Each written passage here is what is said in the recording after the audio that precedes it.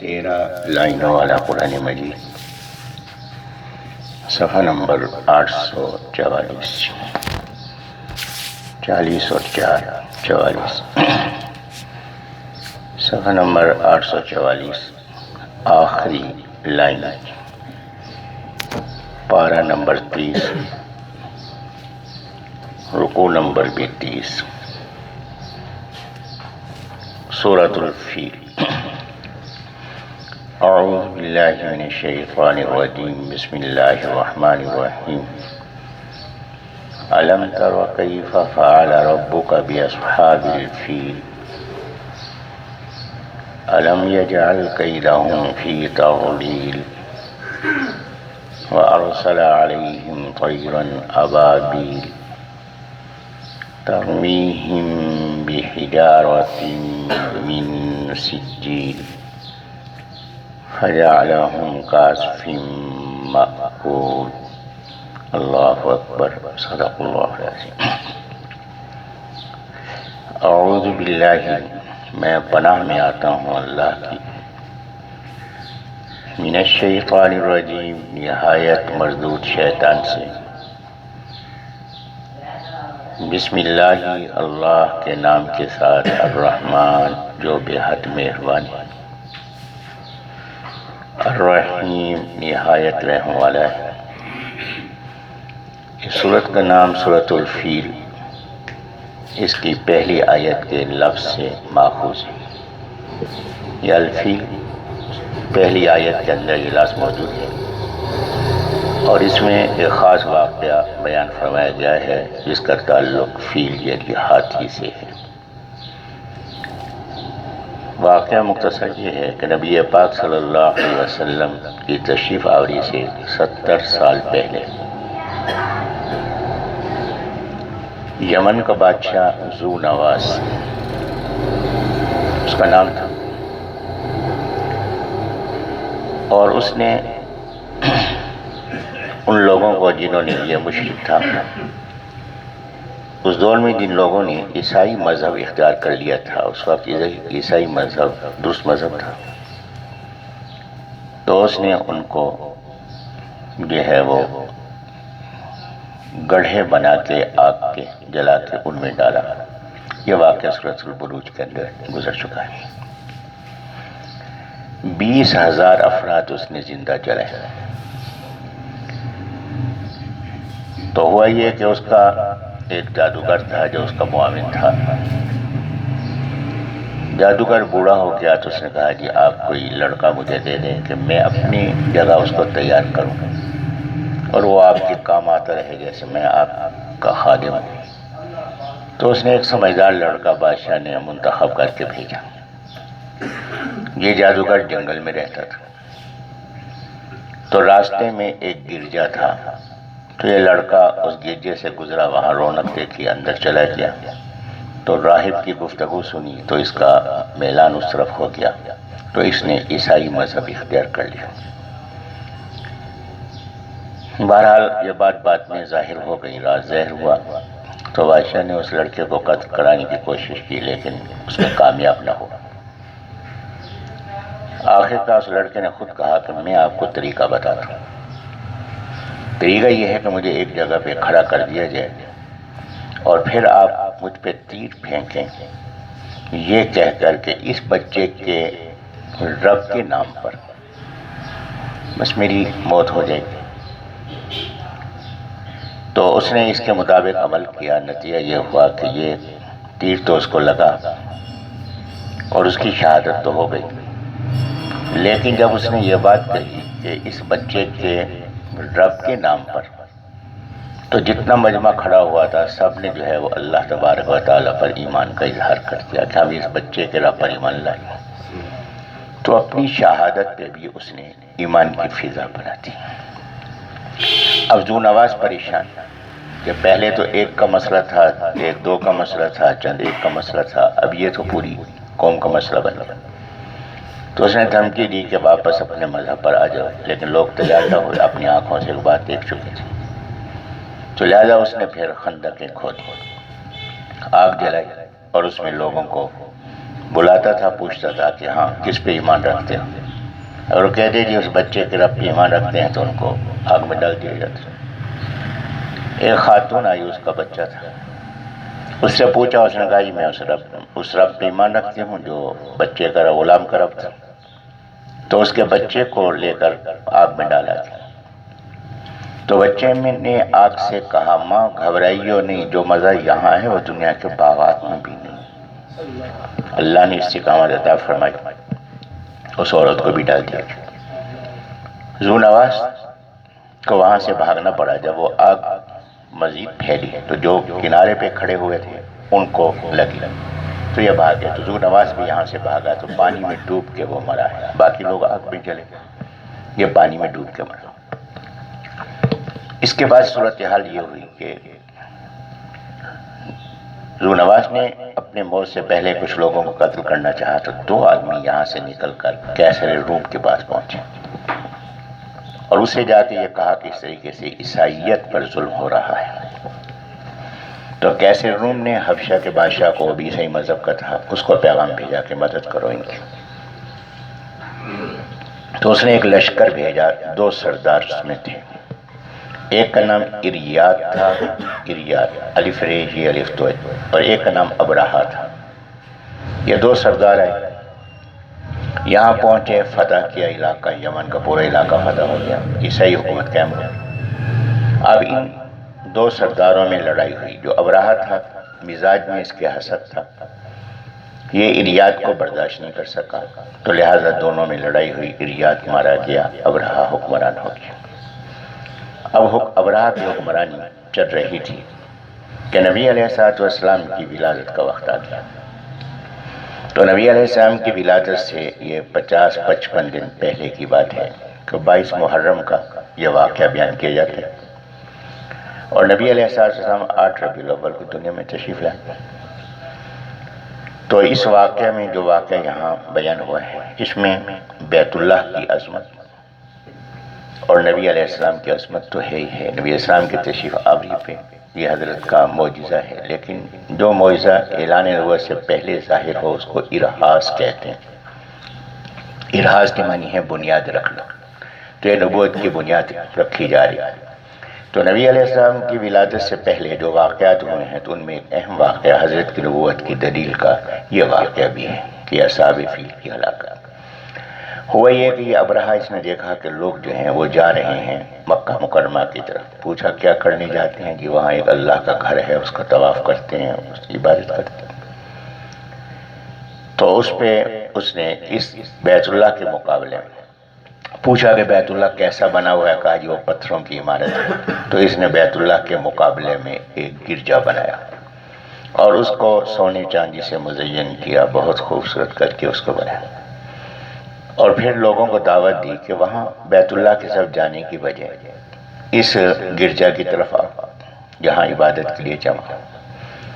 یہ بات اس کی سمجھ میں نہ آئی کہ وہاں جو بیت اللہ کی کشش ہے وہ عمارت کی وجہ سے نہیں، بیت اللہ کی کشش تو اللہ کی وجہ سے، اللہ کی رحمت کی وجہ سے، کہ وہاں تجلیات کا نزول ہے۔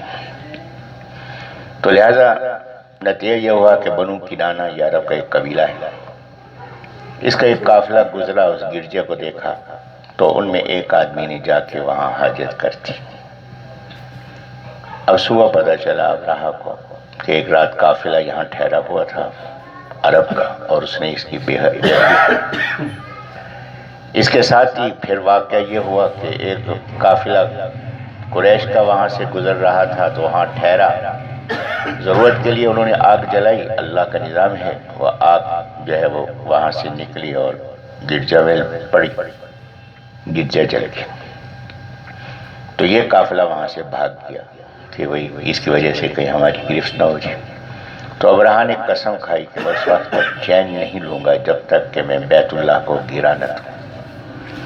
اس کے لیے اس نے شاہ حبشہ جو عیسائی تھا اس سے رابطہ کیا، تو اس نے ہاتھی بھیجے۔ پروگرام یہ تھا کہ یہ ہاتھی ان کو زنجیروں سے باندھ کے بیت اللہ کو زنجیروں میں باندھا جائے گا، اور یہ ہاتھی مختلف اطراف ہانکے جائیں گے، اور یہ جو ہے یہ گر جائے گا بیت اللہ۔ تو جو سب سے بڑا ہاتھی تھا، بڑا طاقتور ہاتھی تھا، اس کا نام محمود تھا، اور 7 مزید 8 ہاتھی اس نے اور بھیجے۔ یہ 60,000 کا لشکر یہاں سے روانہ ہوا ہے بیت اللہ کو گرانے کے لیے۔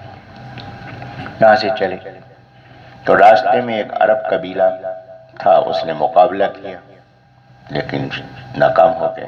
تو ان کا سردار ذو ڈفر تھا، اس کو گرفتار کر کے ساتھ لے لیا اس نے ابرہہ نے۔ اب آگے چلے تو ایک قبیلہ تھا بنو خشعم کا، انہوں نے مقابلہ کیا لیکن وہ بھی مقابلہ نہ کر سکے۔ تو ان کا سردار تھا نفیل بن حبیب، بس اس نام کو یاد رکھیں گے، یہ آگے اس کا ذکر آئے گا۔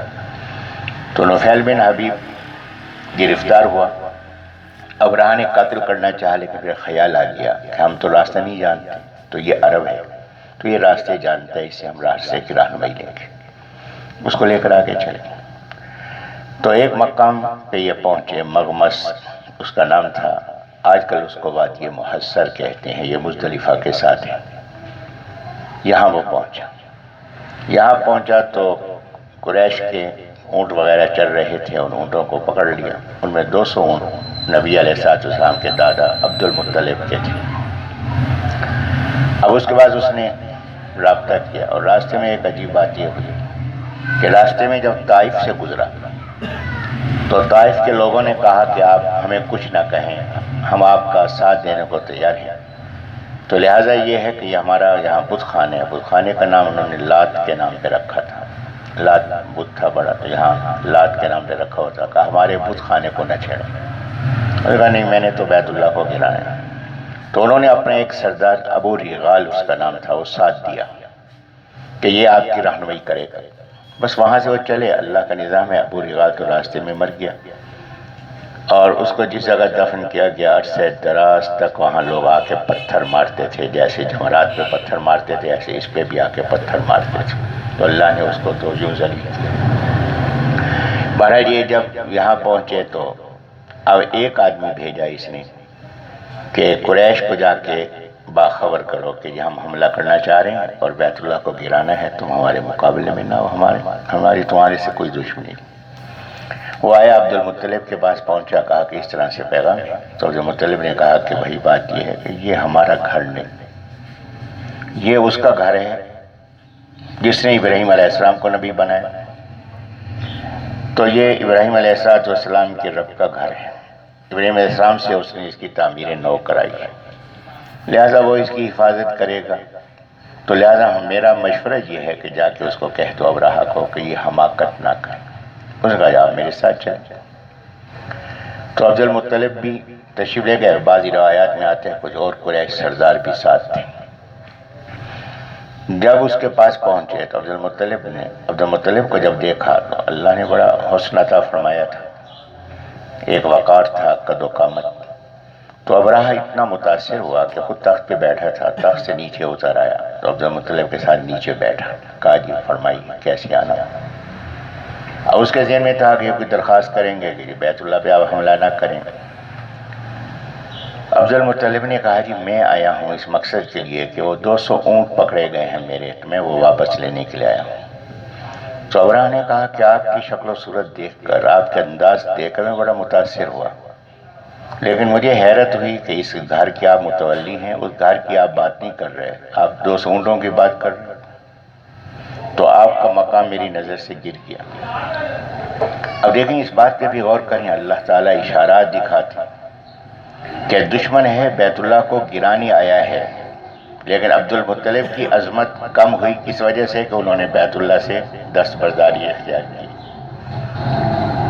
عبد المطلب نے کہا کہ ہر مالک اپنی چیز کا ذمہ دار ہوتا ہے، اونٹ میری ملکیت ہیں تو میں آپ سے لینے کے لیے آیا ہوں، باقی وہ گھر جو ہے وہ جس کی ملکیت ہے وہ جانے اور تم جانے، وہ اپنے گھر کی حفاظت خود کرے گا۔ تو ابرہہ نے کہا کہ پھر اس سے کہہ دو کہ اپنے گھر کی حفاظت کر کے دکھا دے۔ تو عبد المطلب چلنے لگے تو جو 7 قریش سردار تھے انہوں نے کہا ابرہہ سے کہ آپ مہربانی فرمائیں، ارادہ جو ہے ملتوی کر دیں، ہم آپ کو اتنا جو ہے وہ معاوضہ آپ کی خدمت میں پیش کرے گا۔ بہرحال عبد المطلب تشریف لائے، بیت اللہ پہ تشریف لائے، غلاف کعبہ کو پکڑا، کہا کہ اللہ اے اس گھر کے مالک، ہم بے بس اور عاجز، ہم تیرے گھر کی حفاظت نہیں کر سکتے، بس تو ہی اپنے گھر کی حفاظت فرما۔ یہ فرما کے کچھ اشعار بھی کہے، اپنی بے بسی کا اظہار کیا، اور پھر قریش سے کہا کہ فوری طور پر جگہ چھوڑ کر پہاڑیوں میں چلے جاؤ۔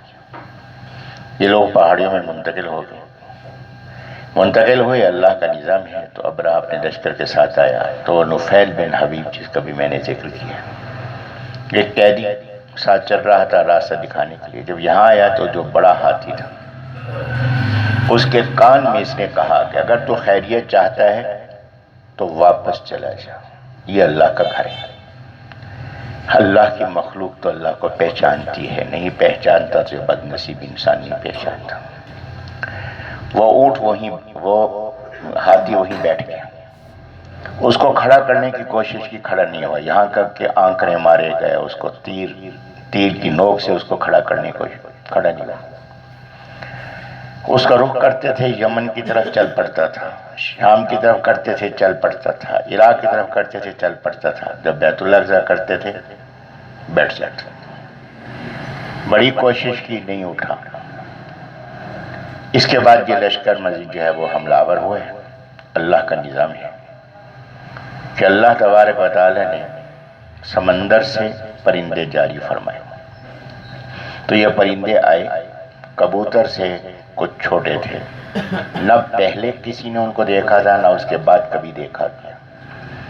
ان میں سے ہر پرندے نے تین کنکریاں لی ہوئی تھی، ایک منہ میں، دو پنجوں میں، پیا کے اوپر سے چھوڑتے تھے۔ اور یہ 60,000 کا جو لشکر تھا یہ ہیلمٹ پہنے ہوئے تھا، خود پہنے ہوئے تھے، بس وہاں سے یہ روایت بھی ہیلمٹ کی بھی وہیں سے چلی ہے، بس اللہ ہمارے حال پہ رحم فرمائے۔ تو اوپر سے وہ ایک کنکری چھوڑتا پرندہ، وہ سیدھا آ کے جو خود تھا، لوہے کی ٹوپی تھی، اس کے اوپر لگتی وہ کنکری، اس کے اندر سے گزر کر سر میں داخل ہوتی، سر سے ہو کر اندر داخل ہوتی، پخانے کے راستے سے جس گھوڑے پہ سوار تھے اس گھوڑے کی پیٹھ میں جاتی، اور پھر اس کے پیٹ سے نیچے نکلتی تھی۔ سوار بھی ہلاک، سواری بھی ہلاک، ایسے لاشیں پڑی ہوئی تھی۔ اللہ تعالیٰ کا نظام ہے تو کچھ لوگ بچ گئے، وہاں نہیں مرے، وہ راستے میں مرے۔ یہ ابرہہ جو ہے یہ وہاں سے بھاگا، یہ یمن پہنچا، اس کی حالت یہ تھی کہ اس کا جسم پہ آبلہ نکلتا تھا، یہ انگلی ہے، چھوٹی انگلی پہ پہلے پورے پہ آبلہ نکلا اور پھر اس کے بعد پانی بن کے بہہ گیا، پھر آگے آبلہ نکلا پانی، اس طریقے سے جسم جو اس کا گلنا شروع ہوا کہ آبلہ نکلتا تھا پھر پانی بن کے بہتا تھا۔ اس طرح سے اس کی ہلاکت ہوئی ہے لوگوں کے سامنے عبرت کی شکل میں۔ تو اللہ تبارک و تعالی نے اس صورت میں اس واقعہ کو بیان فرمایا، اور اس میں 3 باتوں کا اظہار ہے: نبی پاک صلی اللہ علیہ وسلم کی عظمت، بیت اللہ کی عظمت، اور اس سے پہلے اللہ تبارک و تعالیٰ کی قدرت اور اللہ تبارک و تعالیٰ کا انتقام لینا۔ اس سے پہلی سورہ جو سورہ ہمازہ ہے، اس میں یہ بات بیان کی گئی تھی کہ جو دنیا پرست ہیں ان کا انجام کیا ہے۔ اس میں یہ بتایا کہ دنیا پرستوں کے ساتھ جو اقتدار پرست ہیں ان کا انجام کیا ہے، تو اس کے اندر اقتدار پرستوں کی کیفیت بیان کی، ان کا انجام کیا ہے۔ اور اس سے پہلی صورت میں اللہ تعالیٰ نے سورہ ہمازہ میں آخرت کا انجام بیان فرمایا، اور اس صورت میں اللہ نے فرمایا کہ وہ اللہ جو آخرت کا عذاب دے گا دنیا میں عذاب دینے پر بھی قادر ہے، تو اس کے لیے یہ نمونہ بیان فرمایا گیا اس صورت کے اندر۔ مزید تفصیل انشاءاللہ کل ہوگی۔ اللہ مجھے بھی آپ کو بھی صحیح فہم صحیح عمل کی توفیق عطا فرما دے۔ وآخر دعوانا الحمدللہ رب العالمین۔ الحمدللہ رب العالمین الرحمن الرحیم اللہ الرحمن الرحیم۔ 13 لائنوں والا قرآن مجید، صفحہ نمبر 844، 40 اور 4 44، صفحہ نمبر 844، آخری لائن، پارہ نمبر 30، رکوع نمبر 30، سورة الفیل، سورہ قریش۔ اعوذ باللہ من الشیطان الرجیم، بسم اللہ الرحمن الرحیم۔ الم تر کیف فعل ربک باصحاب الفیل الم یجعل کیدہم فی تضلیل وارسل علیہم طیرا ابابیل ترمیہم بحجارۃ من سجیل فجعلہم کعصف مأکول۔ اللہ اکبر۔ بسم اللہ الرحمن الرحیم۔ لإیلاف قریش ایلافہم رحلۃ الشتاء والصیف فلیعبدوا رب هذا البیت الذی اطعمہم من جوع وآمنہم من خوف۔ اللہ اکبر۔ صدق اللہ العظیم۔ اعوذ باللہ، میں پناہ میں آتا ہوں اللہ کی، من الشیطان الرجیم، نہایت مردود شیطان سے۔ بسم اللہ، اللہ کے نام کے ساتھ، الرحمن جو بے حد مہربان ہے، الرحیم نہایت رحم والا ہے۔ الم تر، کیا آپ نے نہیں دیکھا، کیفا کیسے، فعلا کیا، ربو کا آپ کے رب نے، باصحاب الفیل ہاتھی والوں کے ساتھ۔ کل کے درس میں یہ بات گزارش کی گئی تھی کہ یہ واقعہ نبی علیہ السلام کی ولادت سے 50 دن پہلے کا ہے، اور اللہ تبارک و تعالیٰ یہ بات فرما رہے ہیں کہ آپ نے نہیں دیکھا کہ آپ کے رب نے ہاتھی والوں کے ساتھ کیا کیا، کیسے کیا ان کے ساتھ۔ اس سے ایک تاثر پیدا کیا گیا کہ حضرت کی ولادت سے 50 دن پہلے ہے۔ جب 50 دن پہلے ہے تو حضرت والدہ ماجدہ کے پیٹ میں، تو والدہ ماجدہ کے پیٹ میں حضرت دیکھ رہے ہیں اس واقعہ کو، تو یہ نبی علیہ السلام کے حاضر ناظر ہونے کی دلیل ہے کہ آپ ابھی دنیا میں تشریف نہیں لائے، والدہ کے پیٹ کے اندر ہیں، رحم میں، اور وہاں سے اس واقعہ کو دیکھ رہے ہیں، تو نبی علیہ السلام کے حاضر ناظر ہونے کی یہ دلیل ہے۔ اس سلسلے میں جو بنیادی بات ہے یہ ہے کہ رؤیت کہ دیکھنا، یہ 3 قسم کا ہے۔ ایک ہے رؤیت عقلی کہ عقل سے دیکھنا، ایک ہے رؤیت بصری، ایک ہے رؤیت بصری آنکھ سے دیکھنا، ایک ہے رؤیت علمی خبر سے دیکھنا۔ تو یہ دیکھنا 3 قسم کا ہے۔ رؤیت کا لفظ استعمال ہوا ہے 3 معنی کے اندر، خبر سے دیکھنا، نظر سے دیکھنا، آنکھ سے دیکھنا، اور عقل سے دیکھنا۔ اب یہاں کون سے معنی مراد لیے جائیں؟ اگر یہ کہا جائے کہ یہ دیکھنا آنکھ سے دیکھنا ہے، یہ رؤیت کہتے ہی آنکھ سے دیکھنے کو ہے، یہ تو نبی علیہ السلام نے 50 دن پہلے کا واقعہ دیکھا۔ قرآن مجید میں اللہ تعالیٰ نے نبی علیہ السلام سے فرمایا کہ الم تر الی الذی حاج ابراہیم فی ربہ، کیا نبی علیہ السلام آپ نے نہیں دیکھا اس شخص کو کہ جو ابراہیم علیہ السلام سے بحث کر رہا تھا اللہ کے بارے میں، نمرود۔ تو اس کی معنی ہے کہ نبی علیہ السلام تو ابراہیم علیہ السلام کا واقعہ بھی دیکھ رہے تھے، تو لہٰذا یہ دلیل ہے اس بات کی کہ آپ حاضر ناظر۔ الم تر الی الذین خرجوا من دیارہم الوف حذر الموت، کہ ایک واقعہ جو حضرت موسیٰ علیہ السلام کے بعد ہوا، تو اللہ تعالیٰ نے فرمایا کہ وہ لوگ جو گھر سے نکل کر بھاگے تھے خوف کی وجہ سے کہ جہاد میں نہ جانا پڑے، تو اللہ نے ان کو راستے میں موت دے دی۔ فرمایا کہ آپ نے ان لوگوں کو نہیں دیکھا۔ تو اس کے معنی ہے قرآن مجید میں متعدد باتیں ایسی بیان فرما دی گئی ہیں جس سے معلوم ہوتا ہے کہ نبی علیہ السلام سینکڑوں ہزاروں سال پہلے کے واقعات کو بھی دیکھ رہے ہیں۔ جب اپنی ولادت سے پہلے کے واقعات کو دیکھ رہے ہیں تو ولادت کے بعد والے واقعات کو کیوں نہیں دیکھیں گے؟ تو آج نبی اسلام حاضر ناظر ہیں اور ہمارے حالات کو بھی دیکھ رہے ہیں۔ اس سلسلے میں ایک بنیادی بات اگر ذہن میں ہو تو انشاءاللہ معاملہ حل ہو جائے گا کہ اگر رؤیت کے معنی آنکھ سے دیکھنے ہی کی ہیں، سورۃ انبیاء کے اندر اللہ تبارک و تعالی نے فرمایا کہ اولم یری الذین کفروا، کیا ان کافروں نے نہیں دیکھا، وہی رؤیت کا لفظ ہے، کیا ان کافروں نے نہیں دیکھا کہ جب یہ زمین اور آسمان ملے ہوئے تھے اور ہم نے اپنی قدرت سے زمین اور آسمان کو علیحدہ علیحدہ کیا، تو یہ انسان کی ولادت سے بھی لاکھوں سال پہلے کی بات ہے کہ زمین اور آسمان ملے ہوئے تھے، اللہ نے علیحدہ علیحدہ کیا۔ تو اللہ فرماتے ہیں کہ ان کافروں نے نہیں دیکھا۔ نبی علیہ السلام تو دیکھ رہے ہیں ابراہیم علیہ السلام کے دور تک، اور کافر دیکھ رہے ہیں کب کہ جب یہ کائنات بنی ہی نہیں تھی، آغاز ہو رہا تھا بھی انسان کا وجود میں نہیں ہوتا، تو کافر تو اس وقت دیکھ رہے تھے، تو پھر زیادہ حاضر ناظر کون ہوا؟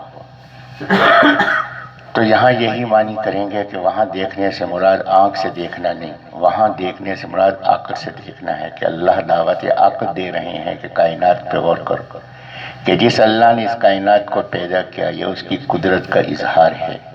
تو نبی علیہ السلام کو جو دیکھنا ہے وہ خبر سے دیکھنا ہے کہ اللہ تعالیٰ نے آپ کو خبر دی، اور یہ خبر آپ کے لیے ایسے تھی جیسے اب بذات خود آپ اس کو دیکھ رہے ہوں۔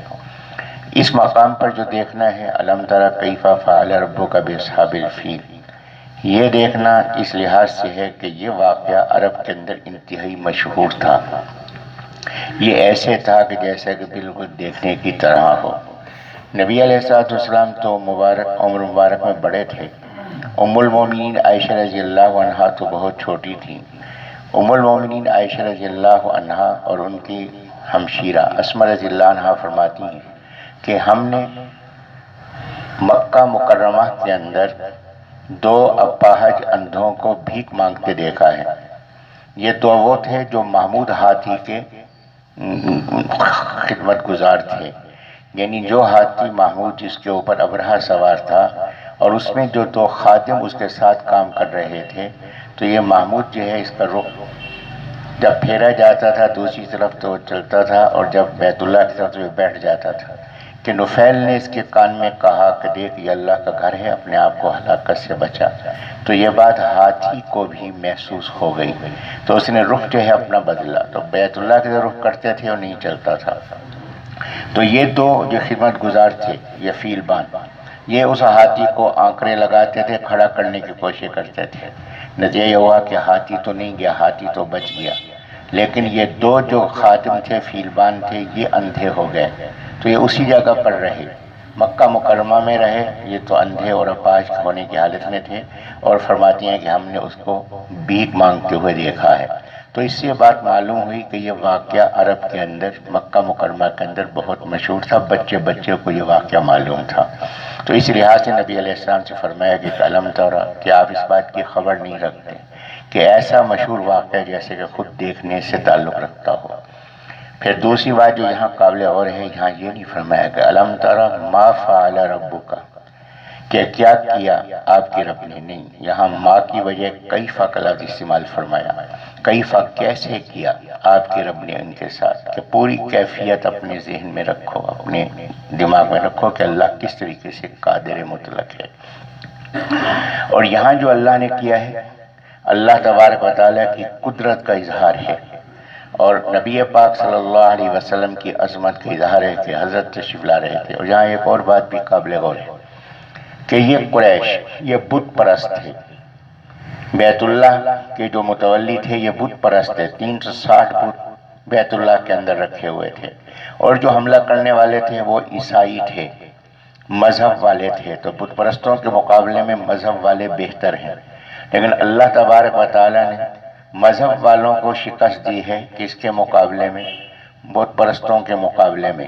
تو یہاں جو بت پرستوں کے مقابلے میں اللہ تعالیٰ نے ان کو شکست دی، تو یہاں اس پہ وجہ پہ غور فرمائیں کہ وجہ کیا ہے۔ ایک وجہ یہ بیت اللہ کی عظمت، کہ اگر مذہب والے بھی اللہ کے کسی شعار کی مخالفت کریں گے اللہ ان کو تباہ و برباد کر دے گا، اس کے اندر ایک اشارہ ہے۔ دوسرا اشارہ یہ ہے کہ یہ حضرت کی ولادت قریب ہے، اور اس بیت اللہ کا متولی کس نے بننا ہے؟ نبی پاک صلی اللہ علیہ وسلم نے بننا ہے، تو یہ حضرت کے اکرام اور حضرت کے اعزاز کے اندر اللہ تبارک و تعالیٰ نے راستہ ہموار فرمایا ہے۔ میں ایک بار یہ گزارش کر رہا تھا کہ اللہ نے معنی فرمایا، کیفہ فرمایا۔ اللہ تبارک و تعالیٰ کی یہ حکمت ہے، یہ اللہ کا علم ہے کہ اللہ کے علم میں یہ بات تھی کہ اس دور کے اندر ایسے ایسے مفسرین بھی با کمال موجود ہوں گے جو عجیب و غریب نکتے بیان کریں گے۔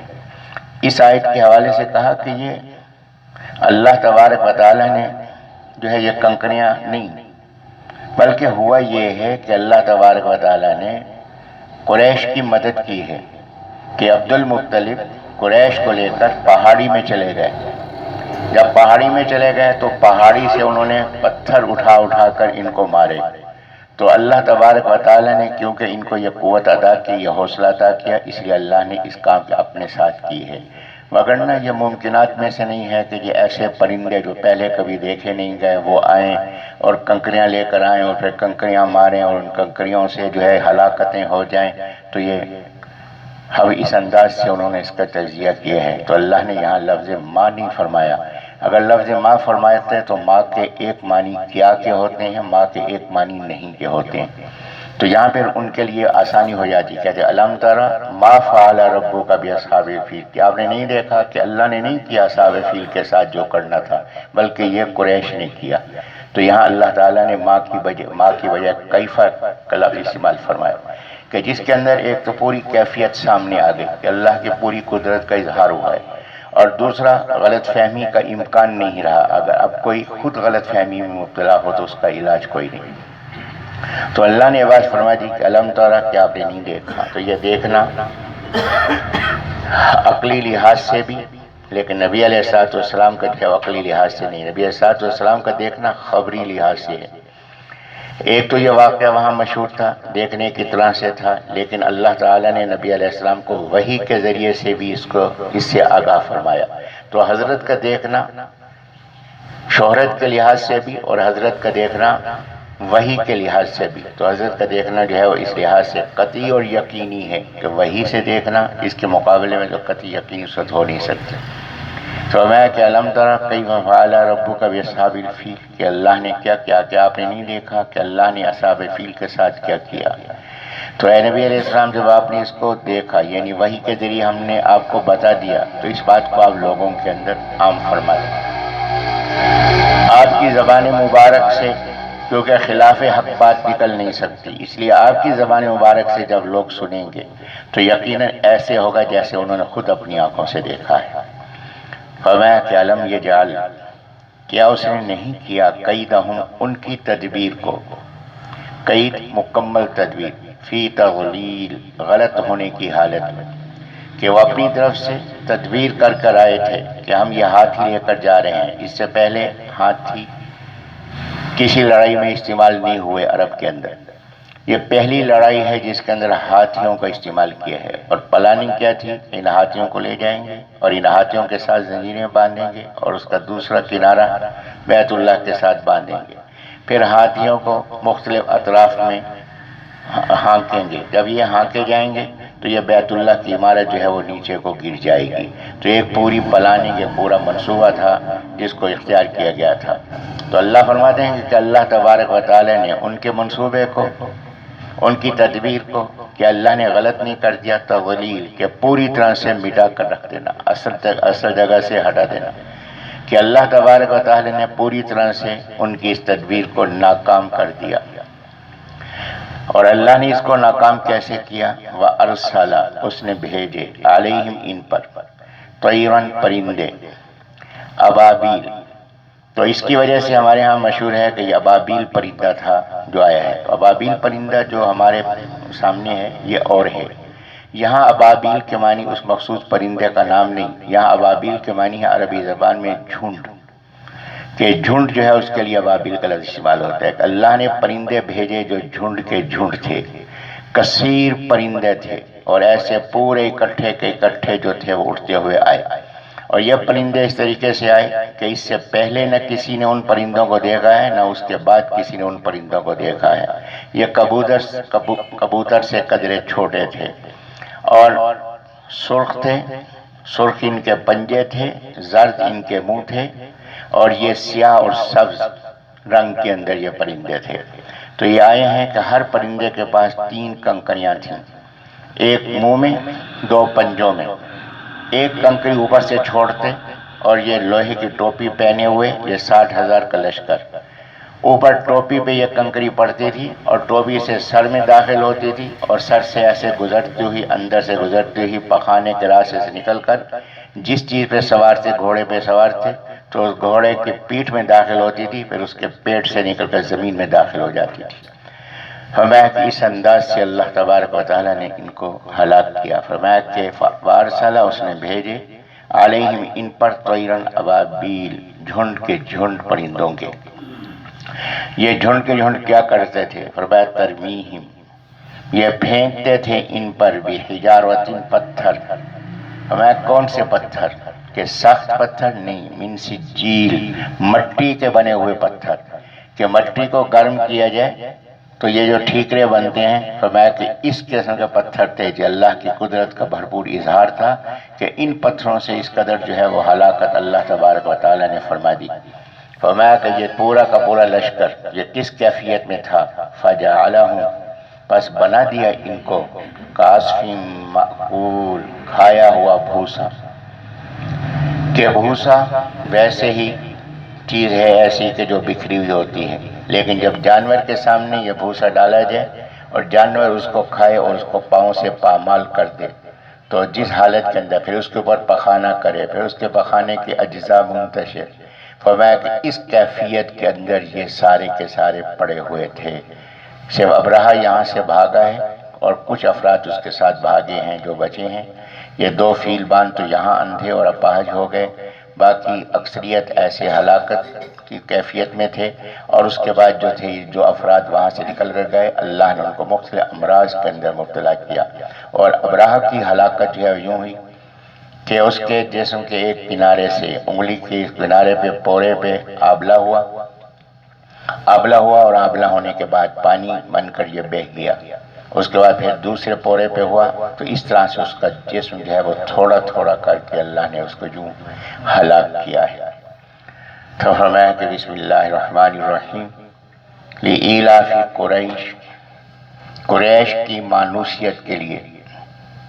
فرمایا کہ یہ واقعہ جو ہوا ہے یہ کیا ہے؟ فرمایا کہ قریش کی مانوسیت کس سے؟ کہ لوگ قریش کی عزت کریں، ایک اکرام اور ان کا اعزاز بڑھایا اللہ تبارک و تعالیٰ نے۔ اور قریش کی مانوسیت یہ کہ بیت اللہ سے ان کی وابستگی رہ جائے، بیت اللہ کو چھوڑ کر نہ جائیں۔ فرمایا ایلافہم، ان کی الفت، ان کی وابستگی، رحلۃ الشتاء والصیف، سردی اور گرمی کے گرمی اور سردی کے سفر کے ساتھ۔ بس یہاں ایک بات گزارش کر کے باقی تفصیل انشاءاللہ کل ہوگی کہ لفظ قریش کا مفہوم کیا ہے اور ایلاف سے مراد یہاں کیا ہے۔ تو یہ مکہ مکرمہ کے اندر پیداوار کوئی نہیں ہوتی تھی۔ یہ قیامت کی نشانیوں میں ہے کہ اس وقت عرفات میں بھی سبزہ ہے، مینا میں بھی سبزہ ہے، یہ قیامت کی نشانیوں میں سے ہے۔ اور گھروں کے اندر بھی، مکہ مکرمہ میں گھروں کے اندر بھی سبزہ ہونے لگا ہے، تو یہ قیامت کی نشانیوں میں سے ہے، وگرنہ یہاں کوئی چیز پیدا نہیں ہوتی تھی۔ حضرت ابراہیم علیہ نبی علیہ السلام نے دعا فرمائی تو اللہ تبارک و تعالیٰ نے یہاں آباد ہونے والوں کو سہولیات عطا فرمائیں کہ باہر سے اشیاء آتی ہیں، اور آج بھی جو اشیاء مکہ مکرمہ میں ملتی ہیں دنیا میں کہیں نہیں ہوتی۔ ساری دنیا کی چیزیں وہاں یکجا انسان کو مل جاتی ہیں۔ تو یہاں فرمایا کہ یہ گرمی کے موسم میں یہ ملک شام کا سفر کرتے تھے تجارتی، کہ وہ سرد تھا علاقہ، اور سردی کے موسم میں یہ یمن کی طرف، جنوب کی طرف جاتے تھے، یہ علاقہ گرم تھا، اور اس طریقے سے یہ تجارتی سفر کرتے تھے، جس کی وجہ سے خوشحالی کی کیفیت کے اندر تھے۔ کتنی خوشحالی تھی کہ اس کا اندازہ جو ہے ہم حضرات اس دور کے اندر بھی نہیں کر سکتے، جتنا اللہ نے ان میں سے بعض افراد کو خوشحالی عطا کی تھی، جیسے کہ ولید بن مغیرہ ہے، اسی طرح دیگر افراد ہیں کہ جن کو عاص بن وائل ہیں کہ جن کو اللہ نے بہت زیادہ خوشحالی عطا فرمائی تھی۔ تو یہاں اللہ تبارک و تعالیٰ نے فرمایا کہ قریش کو چاہیے کہ جب اللہ نے اتنا انعام کیا تو ان کو کس کا شکر گزار ہونا چاہیے؟ اللہ کا شکر گزار ہونا چاہیے۔ مجھے اور آپ کو اللہ نے اس کے اندر ترغیب دی ہے کہ ہم پہ جو نعمتیں ہیں کس کی ہیں؟ سب نعمتیں جب اللہ کی ہیں تو عبادت خالصتاً کس کی ہونی چاہیے؟ اللہ کی ہونی چاہیے، ہر شرک کی آلودگی سے پاکیزہ ہونا چاہیے۔ اللہ مجھے بھی آپ کو بھی اس کی توفیق عطا فرما دے۔